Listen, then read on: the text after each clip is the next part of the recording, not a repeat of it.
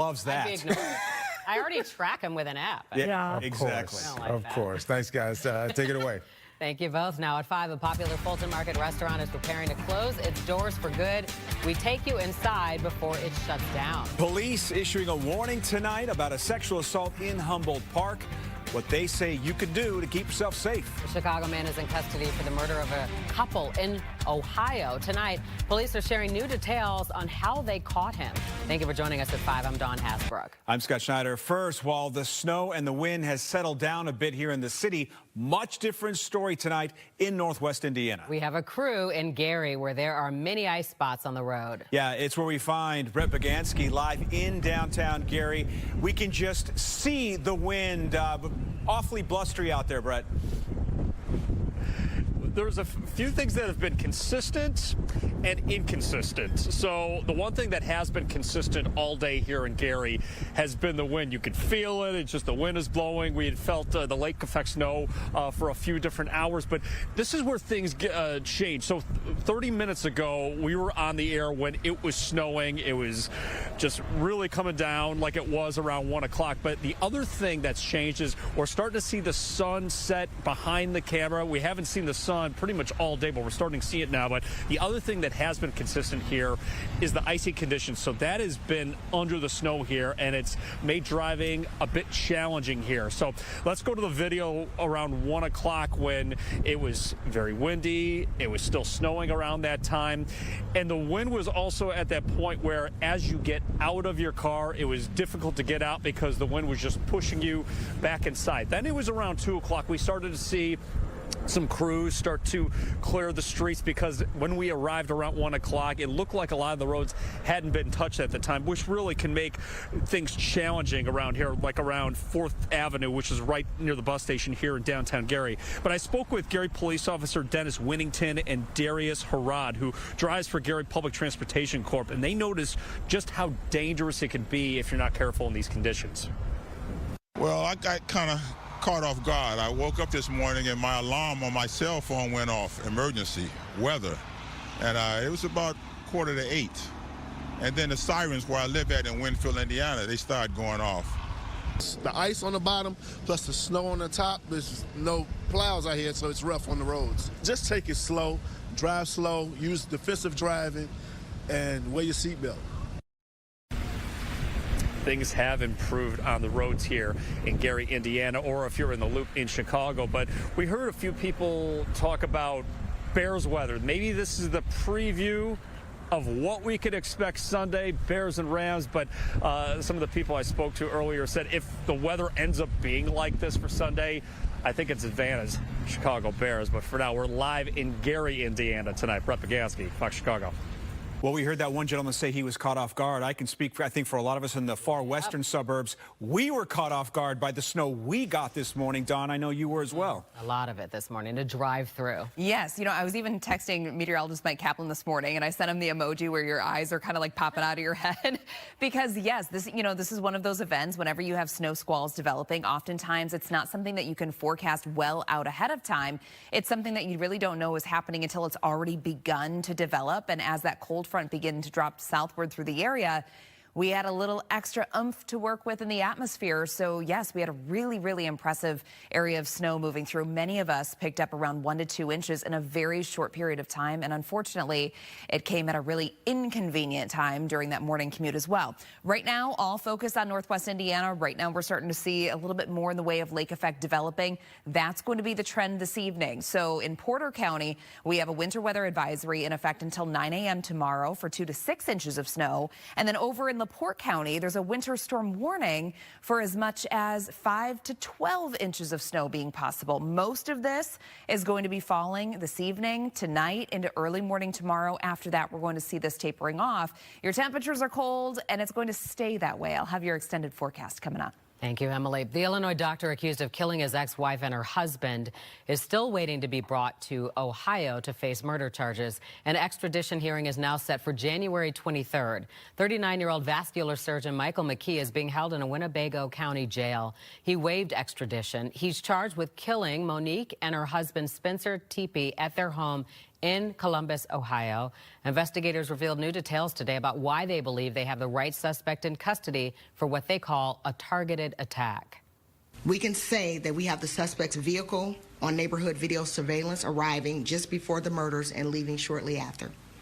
Detectives were able to link this vehicle to McKee.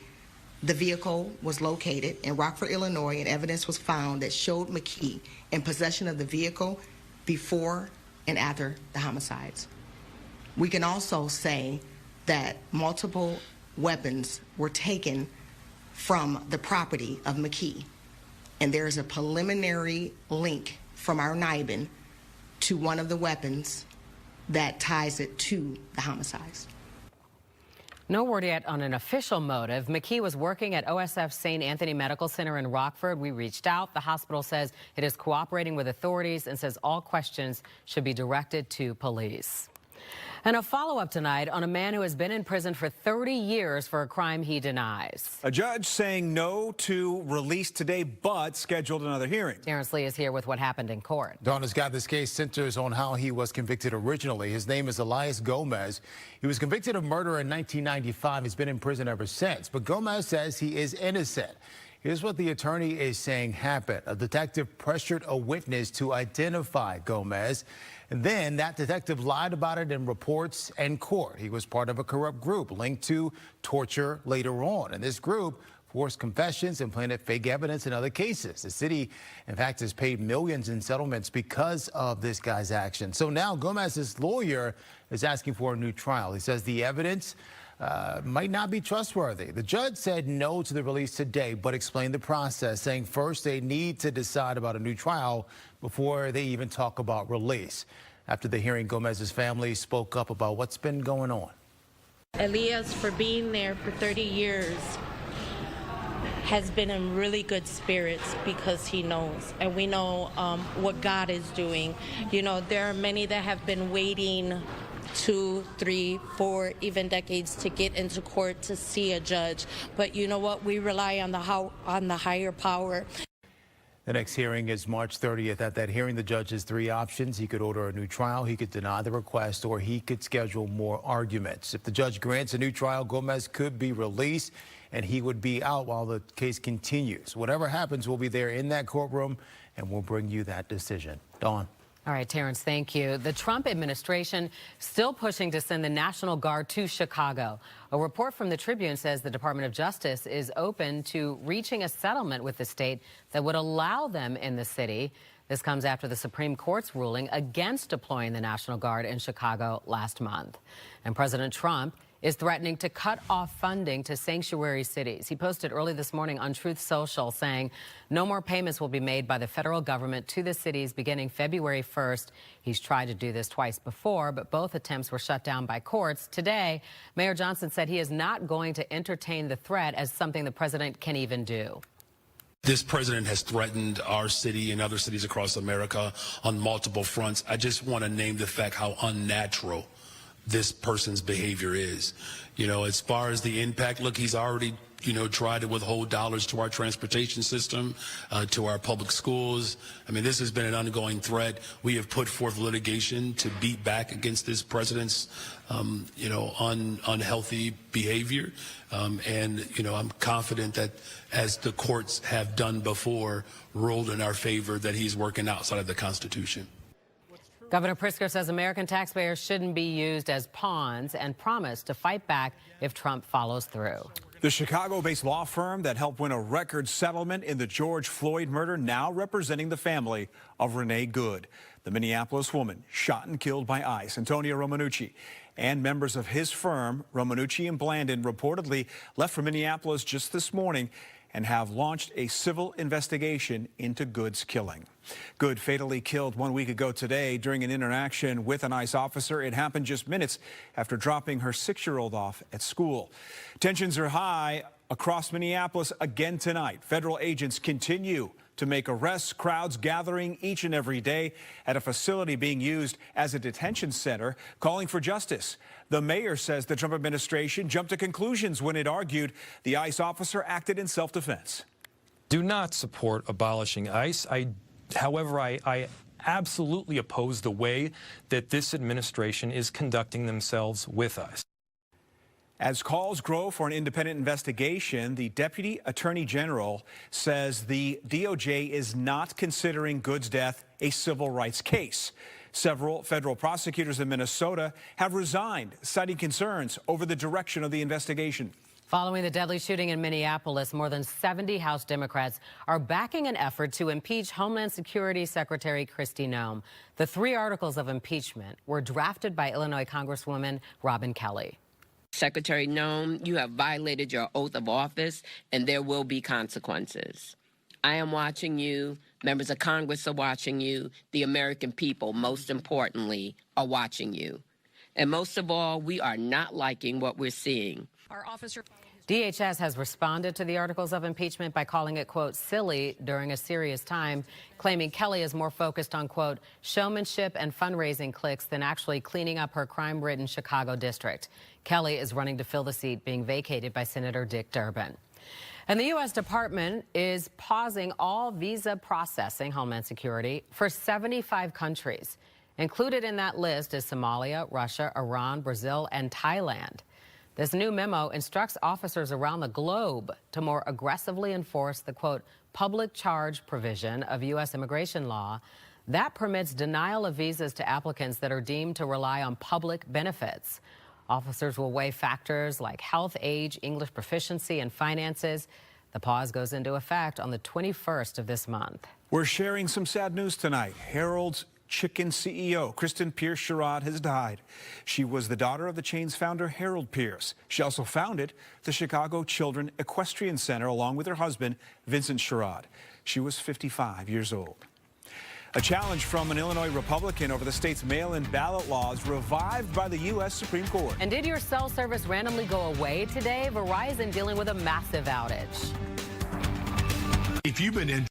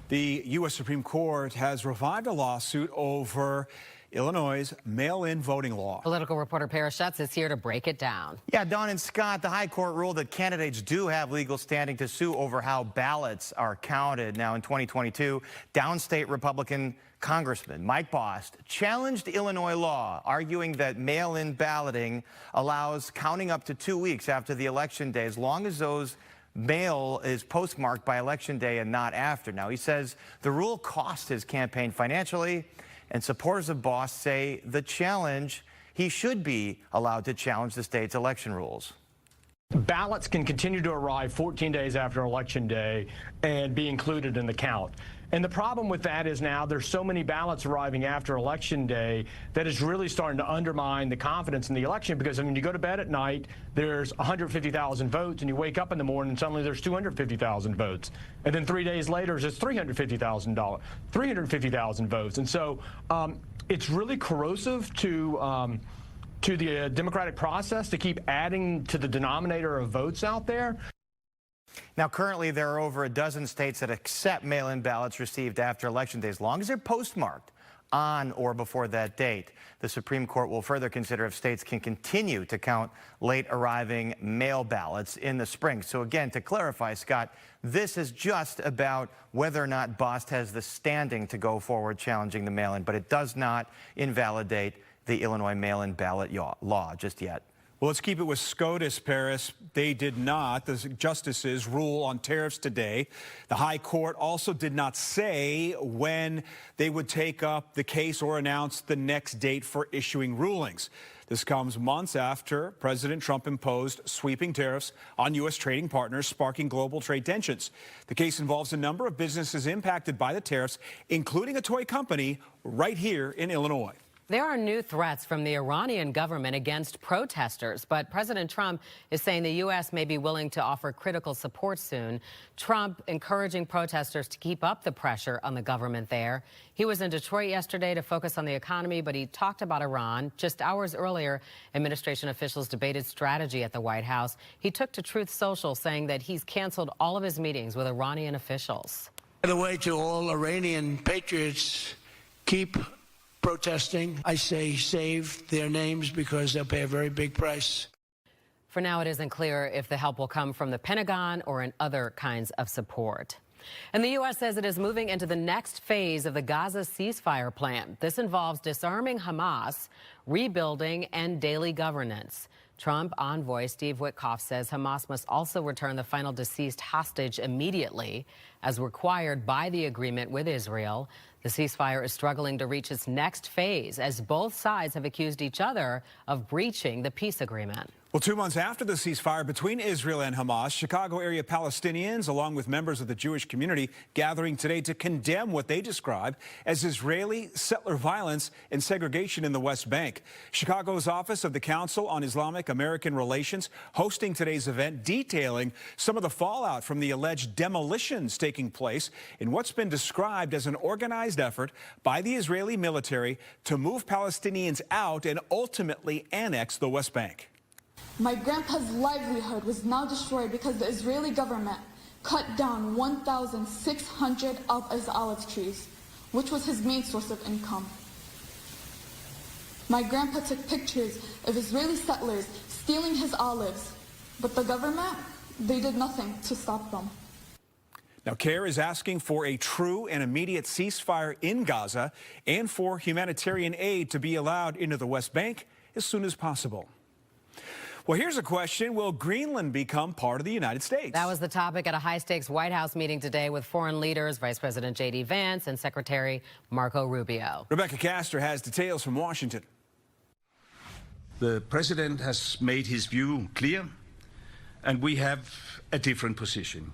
If President Trump has his way, Alaska may no longer be the only Arctic territory in the United States. He has his sights set on Greenland, writing on social media, quote, "It is vital for the Golden Dome that we are building. NATO should be leading the way for us to get it." If we don't take Greenland, Russia or China will, and I'm not letting that happen. He should mind his own business. He has to back off, that he can't just get everything he wants. Greenland residents aren't enthusiastic, and the territory's leaders insist it's not for sale. The foreign ministers of Greenland and Denmark sat down with Vice President J.D. Vance and Secretary of State Marco Rubio Wednesday to reiterate that claim. But the administration is keeping the pressure on. Greenland plays a critical role in protecting both North America and Europe from incursion. That needs to be in control of someone who's even stronger than NATO. That's the United States of America. There is possibilities to accommodate the concerns of the president, while we at the same time respect the red lines of the Kingdom of Denmark. And after President Trump said the U.S. would get Greenland one way or the other, Denmark's defense ministry is ramping up its military presence around the island. Any U.S. military intervention in Greenland would be against the wishes of lawmakers here on both sides of the aisle. In Washington, Rebecca Castor, Fox Chicago. New details tonight in the deadly UPS plane crash in Kentucky. The NTSB today revealing Boeing warned plane owners back in 2011 about a broken part that contributed to the crash this past November. There were 4 previous failures documented involving a part that helps secure the engines to the wings on 3 different planes. Photos from the UPS crash show the rear of the engine starting to detach before it flew up and over the wing. The plane going down in Louisville shortly after takeoff, killing 3 pilots and 12 people on the ground. Opening statements in a trial against Boeing were set to start here in Chicago just this morning, but Clifford law offices say the family and Boeing have reached a settlement. The case was over the 2019 crash of a Boeing 737 MAX 8 in Ethiopia. The family looking to hold the company responsible for the deaths of not one but several family members. The terms of the settlement have not been released. A major Verizon outage impacting customers across the country today. The outage tracking website Down Detector showed there were more than 172,000 complaints just before noon. About half of users reported problems with mobile service. Others cited issues with Wi-Fi and broadband.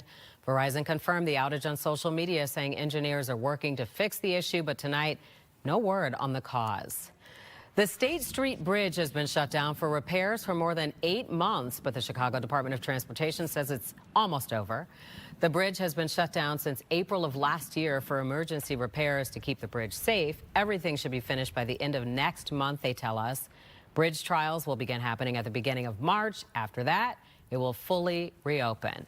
And that would have been a slippery walk, probably. I was going to say that had to be some video from a couple of days ago. Yeah. Yes. It doesn't look anything like that now. That was nice and clear in that video. Yeah, I know. Looks pretty nice, right? Especially after the snow that we picked up this morning. We had those heavy bursts of snow moving through this morning. And right now, all concern really is going to be on northwest Indiana. So currently, we're seeing the lake effect beginning to really come together here now. Notice this band that's cutting through Berrien County. And then just east of LaPorte County, we're likely going to see another one developing closer to Porter County here in the next few hours. And once these really become established, we could be seeing snow rates as high as about 1 to 2 inches per hour. So again, in Porter County, we have that winter weather advisory for as much snow as 2 to 6 inches with lake effect. And then in LaPorte County, we have a winter storm warning remaining in effect until midday tomorrow for as much as 5 to 12 inches of snow being possible. So we could be dealing with very, very hazardous travel throughout portions of northwest Indiana tonight into early tomorrow.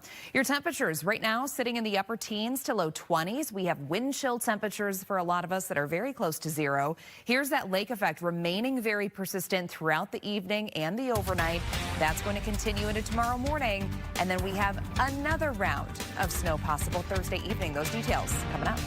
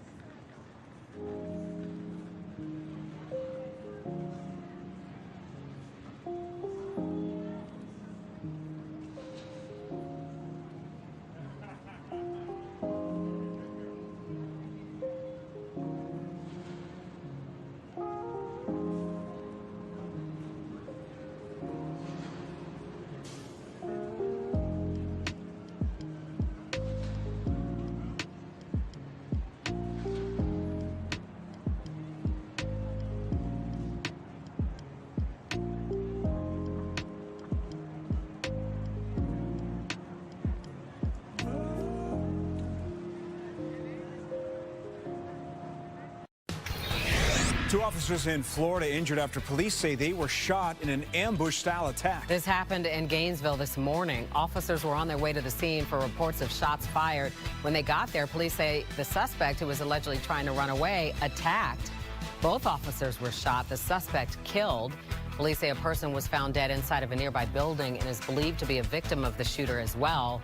Both officers are expected to recover. Well, you talk about a crazy, even dangerous situation. This is Milwaukee, where a sinkhole swallowed a couple of cars. There was somebody in one of those vehicles. Happened at a garage in an apartment complex. Firefighters say somebody pulled into the garage. They heard a noise, backed out, but then went back in. And that's when the floor gave way. Thankfully, that driver is okay, and both cars were removed. An abandoned mall in California has been taken over by graffiti and vandalism. The more than 50-year-old mall has been boarded up since before Christmas, but people are breaking into it to explore or leave their mark. This weekend alone, more than 30 people were arrested. Boy, if you're like me, you saw this on social media, terrifying. A couple of toddlers alone on a highway, darting into traffic. Some guy spots him out of the corner of his eye. He was driving, couldn't believe, his name's John, slammed on his brakes, ran into traffic, grabbed the boys before any vehicles could hit him. No parents in sight, by the way. The toddlers couldn't tell him where they came from. Eventually, though, he did find them. I was just about to call the cops, and I grabbed the doorknob and it opened, and there was an elderly couple and a young woman sitting on a couch. And I'm all, hey, are you missing these? Well, the family says they had no clue the kids had escaped through a gate in the back of the house. It looks like one California neighborhood just cannot get rid of an unwanted squatter. A 500-pound bear that was recently evicted from underneath a home has now seemingly found a new home just a half-mile away. An animal advocacy group got the animal to leave the home it had been staying under for months by spraying him with paintballs. Now wildlife experts believe the same bear has done something similar just down the street. And now a wild update to a wild story. Last week, we told you about that video of a dog that actually escaped, a really smart dog, that shelter in West Virginia. The reason why? Just wanted to go home. Someone who knows this dog told the shelter he made it all the way back to his owner. Now, the shelter had named the dog Dawson, but that's not his name. His name's Rufus. Rufus is just fine tonight. The shelter says this case is closed. Still ahead on the news at 5, we're learning more about local dogs that will be taking part in the Puppy Bowl. Yeah, and we're going to tell you how Illinois is helping people get ready for TSA's Real ID fine.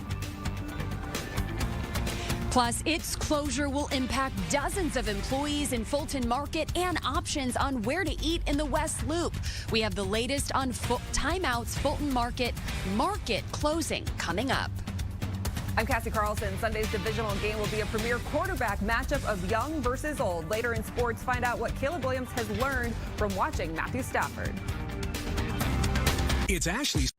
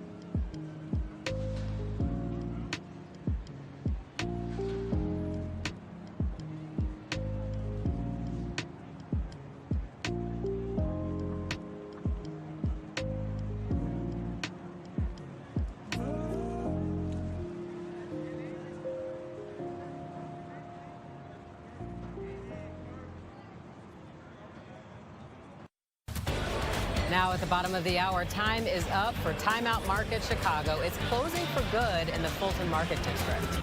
The harsh winter weather making a brutal comeback, and there's more heading our way. First, police issuing an alert tonight to people in Humboldt Park. Yeah, this after a sexual assault taking place in broad daylight. Police say it happened around 4:30 Monday, and now they want people in the area to be aware of their surroundings. Yeah, it happened near the 1400 block of North Lawndale. A man reportedly approached a woman on the sidewalk, forced her into an alley, and sexually assaulted her before taking off on foot. The suspect, being described tonight as a black male between 25 and 35, stands between 5'5" and 5'10", weighing somewhere between 160 and 180 pounds. Police say he was last seen wearing a gray sweater, dark pants, potentially ripped blue jeans, black shoes, and a dark beanie. We did speak to neighbors who were shocked to hear about this incident. He says it's kind of shocking because, I mean, for the most part, you know, we don't have that much. I mean, the area's gotten better the last few years, but we still have crime around here. But like I said, most part, this block here, we all look out for each other. So, but yeah, I'd let everybody else know about it. A bunch of my neighbors have cameras out here too, especially in the back alleys here. So to just be alert, you know, be aware of your surroundings. Try not to be caught up on your headphones or something like that, and yeah, just, you know, keep an eye on everything. See something suspicious, call. Now, aside from being aware of your surroundings, tonight police are asking anybody with nearby surveillance cameras, check them out and share any video that might help detectives. Illinois is suing the Department of Health and Human Services over threats to cut funding to transgender care. The state is joining several others in the lawsuit. It argues the HHS cannot illegally use federal funding to coerce states into discriminating against residents. States say billions of dollars in federal funding is at stake. Trump signed the executive order in 2025, enforcing that the U.S. would only recognize two sexes, male and female. Controversy expected tonight at a suburban school board meeting. It centers around one of the members and his past as a police chief. Carl Scott Sr. is the current vice president of the Madison Elementary School District 159 board. He also used to be the Robbins police chief, but he stepped down from the department after about a year ago after being caught on video slapping, choking, and punching a man who had been taken into custody. Well, that man was a First Amendment auditor who had entered the police station to record police activity. Scott did plead guilty to misdemeanor battery. Some parents want him removed from the board, and tonight in about an hour, the board will take up his status. Well, after a more than 6-year run, Time Out Market in the West Loop is shutting down next week. The food hall also announced it's closing its Boston location, leaving just one U.S. market in New York City. Casey Cornish is live in Fulton Market in front of it with what we know. Casey.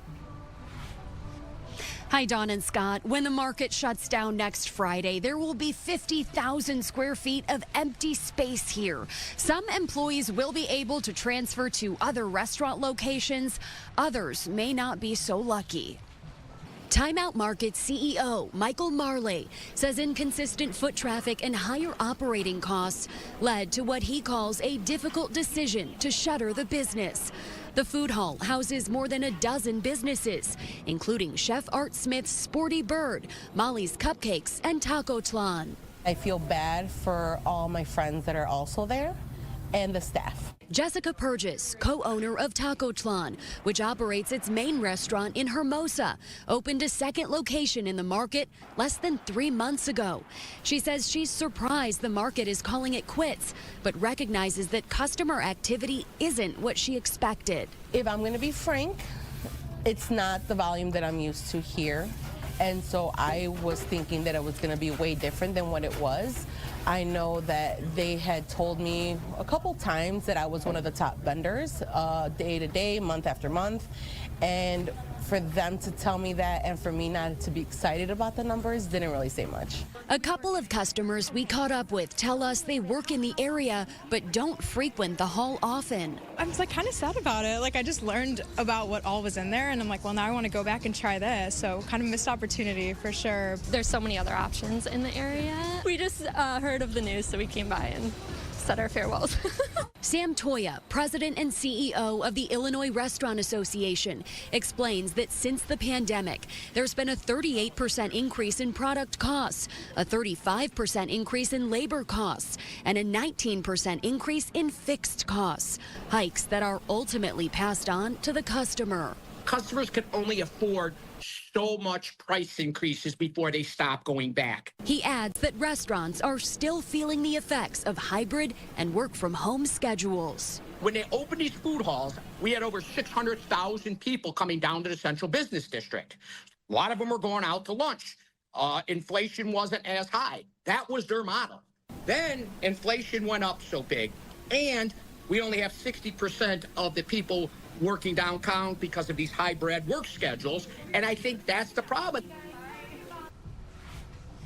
While the market's official last day is January 23rd, some business owners here have already started packing up. Now, Time Out says this isn't goodbye. It will still continue to operate its food-centric digital brand.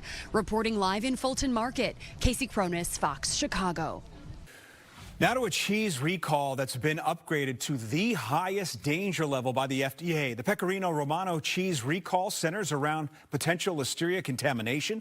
5 impacted brands, the FDA publishing the initial recall this past November after routine testing found listeria.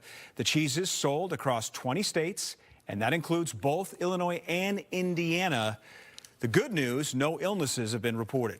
Let's check in on our forecast. All right, Emily, what's happening now? What's in our future tonight? Well, tonight it's all about the lake effect. So right now we're starting to see a pretty dominant lake effect band developing across southwestern lower Michigan. And this is now starting to impact the far eastern extent of LaPorte County, and we're likely going to see some heavier snow developing here. You can actually already start to see it over southern Lake Michigan. That's going to be trailing into Porter County. So it's all about the lake effect this evening and tonight. Here's a look at some of those advisories, the warnings that we have. A winter weather advisory is remaining in effect for Porter County until 9 a.m. tomorrow for as much as 2 to 6 inches of snow being possible. But just to the east, because of that heavier band that's expected to set up and move in LaPorte County, there's a winter storm warning lasting until noon tomorrow for as much as 5 to 12 inches.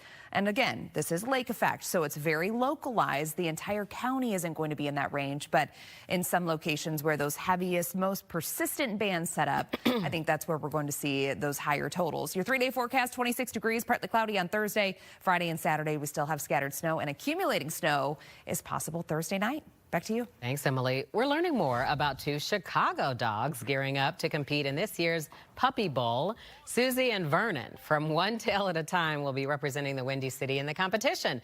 They'll face off against more than 150 rescue pups from shelters around the country. We spoke with One Tail at a Time on Chicago Live, and they tell us Susie and Vernon are litter mates and come from Arkansas. They're about 50 pounds, so these are some pretty big puppies. They were actually just adopted by people who live close to each other. Isn't that great? And it was a total coincidence.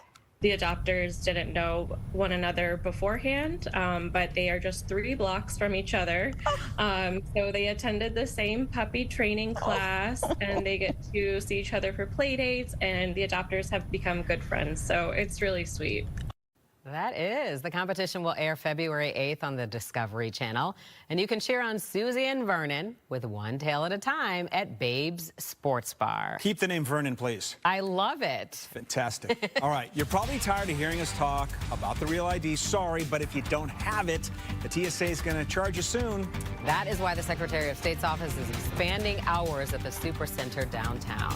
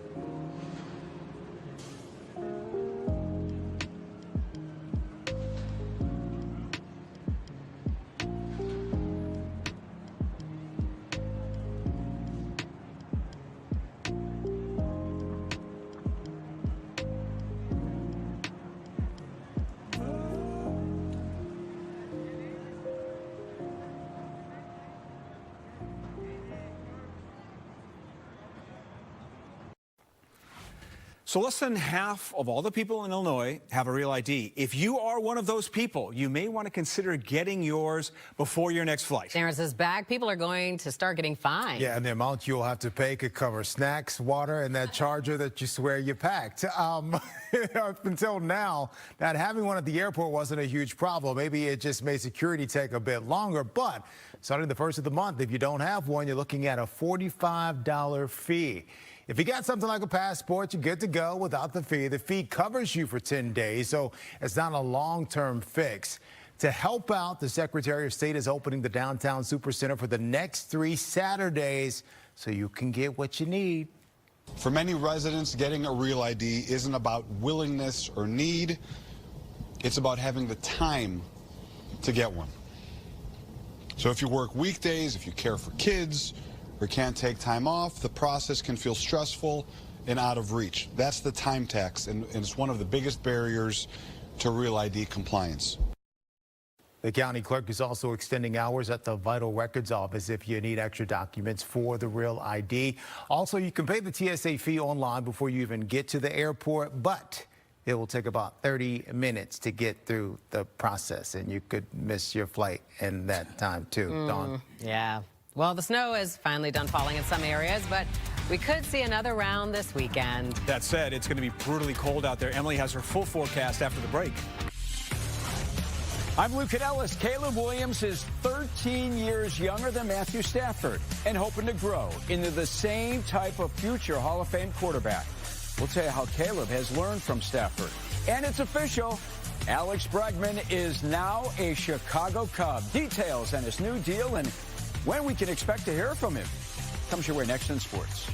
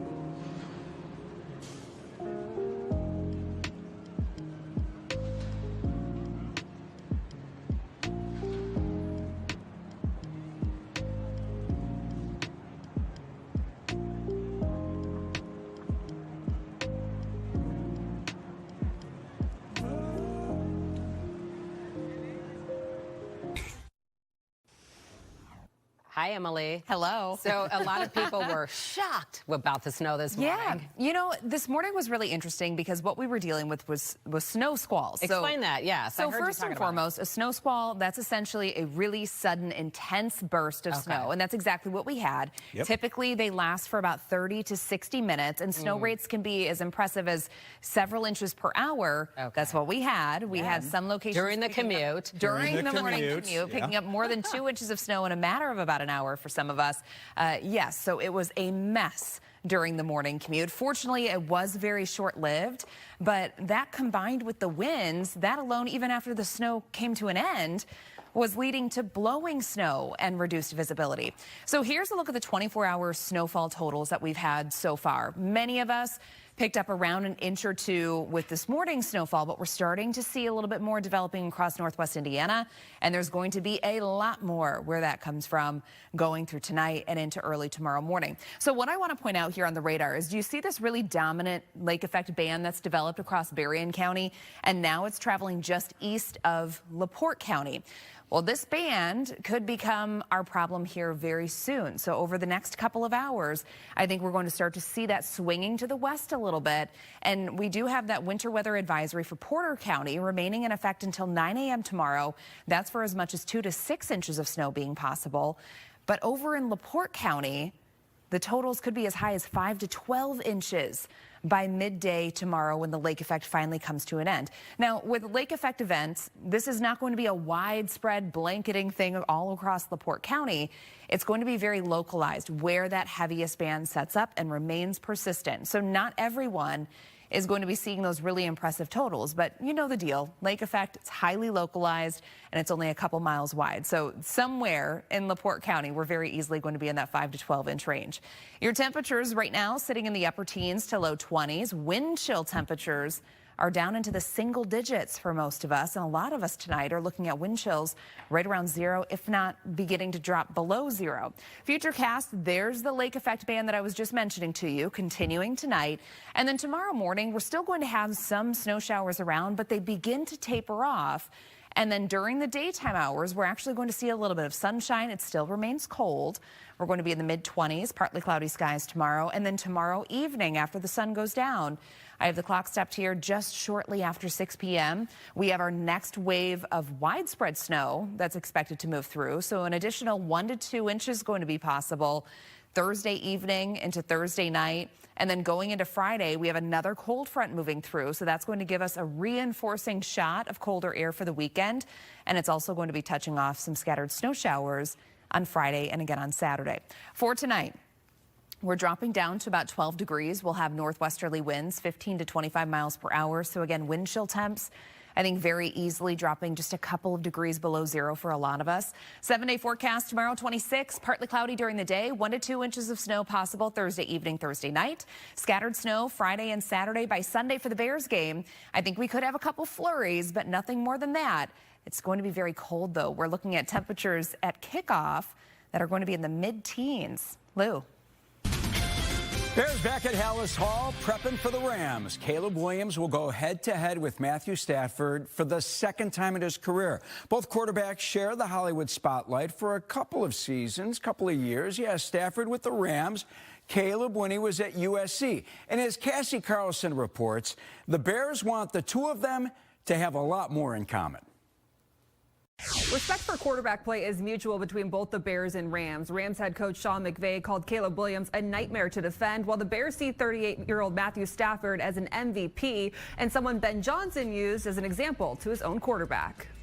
An experienced player that sees the field really well. He understands defenses. He knows how to manipulate defenses.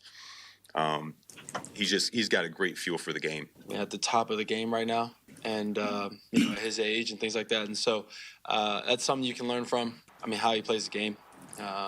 You drop back, and he has what everybody calls snake eyes. Playing probably the best football, probably of his career. He'll probably say that. I think he's just very confident within the scheme. Running back DeAndre Swift saw Stafford work firsthand when they were together in Detroit. I call him the GOAT. That's my guy right there. When I got into the league, he was the first person to reach out to me. Going to Detroit, first guy I worked out with. A ton of respect for him, how he goes about his business. He's been doing it at a high level for so long.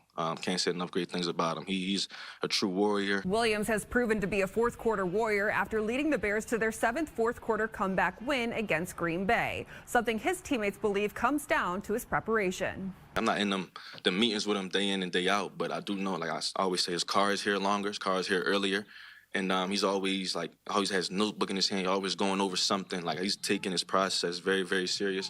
And that's something that we need to do, every individual, to go ahead and kind of have the success that we want to have. Being able to have that belief and faith in myself from my preparation going into games definitely helps, especially late in games, especially leaning back on what you studied, leaning back on your training and all those small things. And as the Bears prepare for another cold weather game, Kevin Byard said Ben Johnson's done a good job preparing them throughout the season as they have been practicing outside throughout the week without heaters, something he said players have complained about, but now he sees as a good thing. At Hallis Hall, Cassie Carlson, Fox Chicago Sports.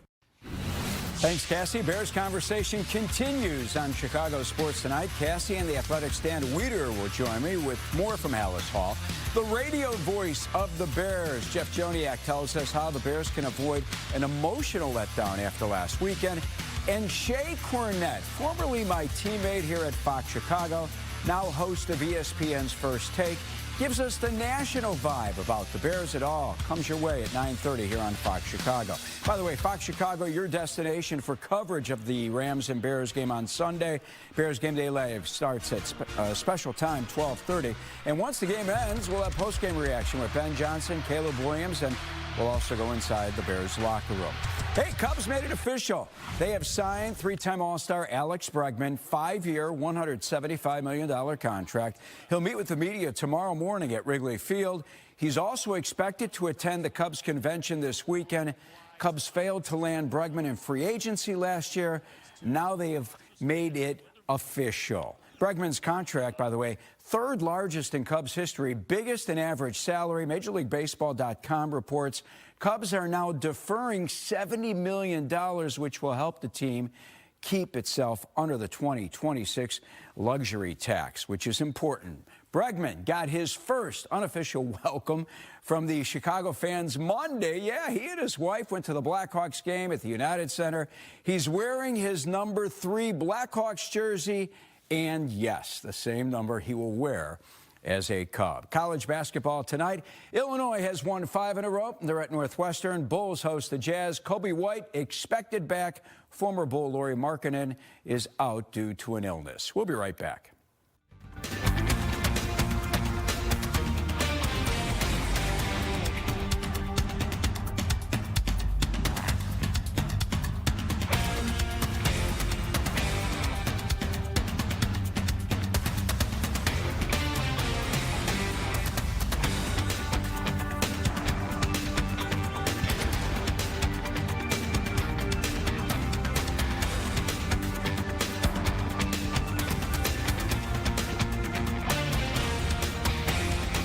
Fox.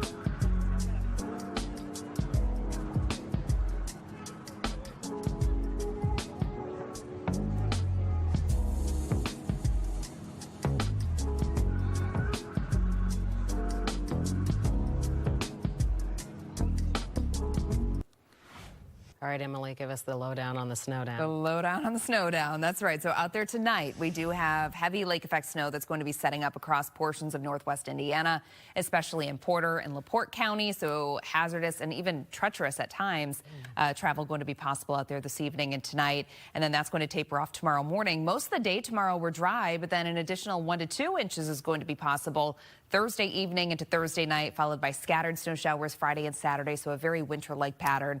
On Sunday for the Bears game, we have high temperatures near 18 degrees. Nice. It is going to be windy. There's a couple flurries possible, but nothing more than that. I think the bigger story really is that it's going to be cold.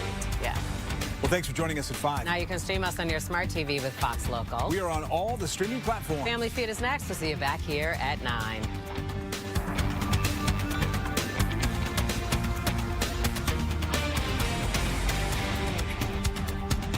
It's Ashley's